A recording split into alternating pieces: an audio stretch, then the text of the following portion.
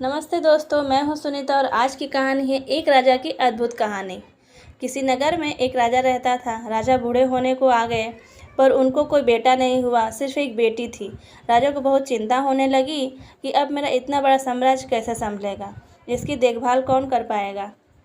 एक दिन अचानक भगवान का नाम लेकर राजा ने यह निर्णय लिया कि कल सुबह जो भी हमारे दरवाजे पर आने वाला पहला व्यक्ति होगा, मैं अपनी बेटी से उसका विवाह कर दूंगा और अपना नया उत्तराधिकारी बना दूंगा। अगले दिन सुबह सुबह एक फटी पुरानी कमीज पहने एक लड़का दरवाजे पर दस्तक देता है।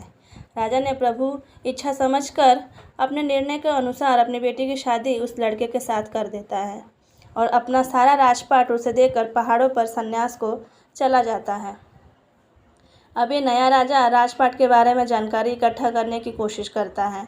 राज्य कैसे संभालना है, युद्ध में कैसे जाना है, क्या तैयारी होनी चाहिए ताकि बहुत अच्छा राजा साबित हो।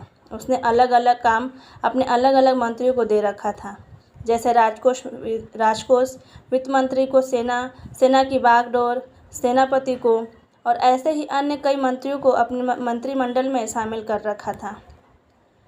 नए राजा के संचालन में राज्य बहुत बढ़िया चल रहा था। सारी प्रजा पुराने राजा की बहुत तारीफ कर रही थी कि क्या राजा चुना है महाराजा ने। समस्त प्रजा के हमदर्द बनकर सदैव खड़े रहते हैं। यह राज्य सभा के समस्त कमरे में समय समय पर सब आ जा सकते हैं, लेकिन एक कमरे में सिर्फ राजा ही जाते थे। ये इस कोठरी में 10 से 15 दिन में जाते थे और किसी को जाने की अनुमति नहीं थी, यहाँ तक कि रानी को भी नहीं। अब समस्त दरबारियों को जिज्ञासा हुई कि आखिर इस कमरे में ऐसा क्या है कि कोई उसके अंदर देख भी नहीं सकता। जानने की इच्छा सभी को थी, लेकिन कोई पूछ नहीं पा रहा था। फिर बड़ी हिम्मत करके वित्त मंत्री ने पूछ लिया कि माफ़ कीजिएगा राजा साहब, लेकिन आखिर इस कमरे में प्रवेश वर्जित क्यों है? क्या है इस कोठरी में? राजा ने उन्हें डांट दिया और कुछ नहीं बताया। कुछ दिन बाद सबने कहा कि अब सेनापति ही पूछ सकते हैं, उनकी बात राजा को माननी पड़ेगी। जब सेनापति राजा से कमरे के बारे में चर्चा किया तो राजा ने उन्हें भी कुछ नहीं बताया। यहाँ से सबके मन में एक ही विचार आ रहा था कि अब रानी ही है जो इस जिज्ञासा को समाप्त कर सकती है। सबने रानी से कहा कि आखिर इस कमरे में ऐसा क्या है कि महाराजा आपको भी जाने की अनुमति नहीं देते। फिर क्या था, रानी ने तो एकदम जिद पकड़ ली कि अब मुझे तो जानना है। राजा को बहुत समझाने के बावजूद भी जब रानी नहीं मानी तो राजा उन्हें ले गए और कमरे का दरवाज़ा खोला। देखा तो उसमें कुछ भी नहीं था, एक फटी कमीज और कुछ फटे कपड़े टंगे थे। सब ये देखकर हैरान थे। तो राजा ने बताया कि मैं अपनी शुरुआत को याद करने के लिए यहाँ आता हूँ।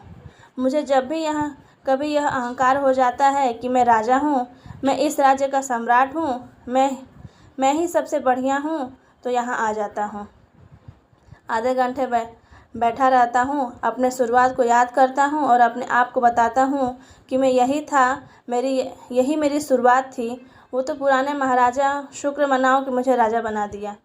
थोड़ी देर बाद जब अहंकार टूट जाता है तो साफ और सच्चे मन से बाहर जाता हूँ और अपने प्रजा की सेवा में लग जाता हूँ।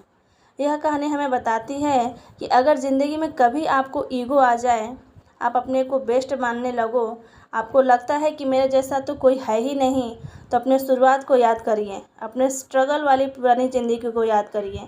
आप सरल होने लगेंगे, विनम्र होने लगेंगे, ज़मीन से जुड़ा हुआ महसूस करने लगेंगे। इसलिए कहा जाता है कि पैसा इंसान को ऊपर ले जाता है, इंसान पैसे को कभी ऊपर नहीं ले जा पाता। कहानी कैसी लगी प्लीज़ कमेंट बॉक्स में बताइएगा और चैनल को सब्सक्राइब कीजिएगा।